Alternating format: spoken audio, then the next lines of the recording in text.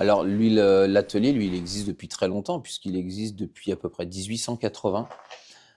Il y a toujours eu en fait, pas mal d'ateliers alors c'est uniquement pour les fruits et les graines oléagineuses, hein, pas d'huile d'olive ici.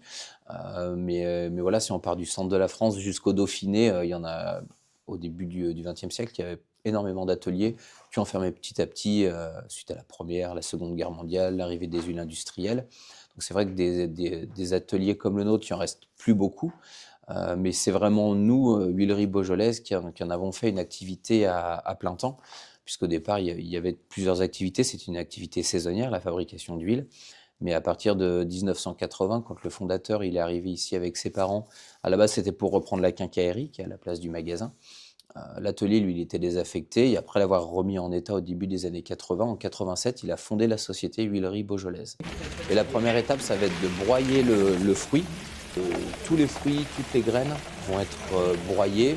Alors pour les graines, on dit plutôt éclatées. Alors quand on achète en coopérative, les noix viennent du sud-ouest en général. Alors ça peut arriver en big bag, donc c'est des gros ballots qui font 500 kg ou une tonne, ou en sac de 20 à 25 kg. On n'a plus qu'à broyer le fruit, exactement. Du coup, donc, étape suivante, la cuisson. Donc toutes ces étapes sont communes à tous les fruits, hein. La cuisson qui va avoir donc plusieurs rôles, puisque d'une part ça va nous permettre de déshydrater le fruit. Si on presse la mouture tout de suite, après avoir broyé le fruit dans nos presses, on va avoir en fait un mélange d'eau, de fruits et d'huile dans la presse. Ça va faire la pâte et ça va boucher la machine. C'est pour ça qu'il faut, pour nous, impérativement déshydrater le fruit. C'est pour ça que sur nos bouteilles, c'est marqué huile vierge de noix ou de noisette. Deuxième rôle de la cuisson, ça va être de développer tout ce qui va être arôme et parfum. L'inox, c'est que la cuisson ici, on n'a pas de thermostat. C'est simplement un bouton de gaz avec l'habitude. On connaît nos machines, c'est ça qu'on sait bien régler. Et voilà, dans l'autre atelier, on a des thermostats. On va régler le feu. Et une fois que le fruit va être cuit, on va pouvoir le mettre dans les presses avec cet appareil. On va faire deux couches dans les presses. Une couche qu'on va séparer par les scourtins, c'est les plaques qui sont ici.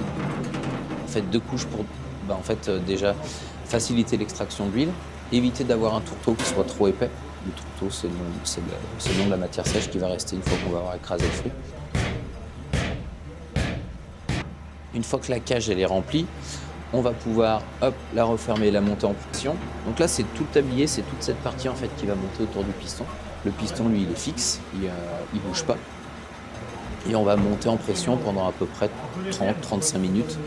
Allez, voilà, la noix, on a 3h de pression quand on va avoir 6h, 6h30 sur les pistaches, par exemple, pour la même quantité de fruits. Là, ici, et c'est donc des huiles vierges, puisque l'huile qui va couler de la presse va être filtrée et mise en bouteille. Et on ne fait pas d'assemblage avec des copains de raisin ou d'olive. Nos huiles sont des huiles vierges, c'est ce que veut dire d'ailleurs le mot vierge sur une bouteille d'huile, c'est que c'est 100% du fruit indiqué sur l'étiquette et que c'est de la première pression automatiquement.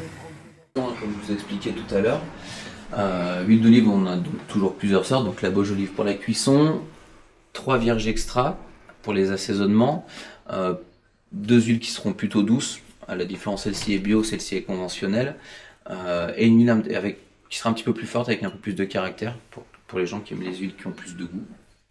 Puis après ici donc toutes nos fabrications en huile vierge, en huile de macération également. Et c'est vraiment tout naturel, là c'est la pistache, le pépin de courge dans des couleurs très foncées. On va avoir des couleurs plutôt ambrées avec la navette qui est une graine, mais on va retrouver la même couleur sur la noisette ou la noix par exemple. Et puis là après donc une sélection de vinaigres.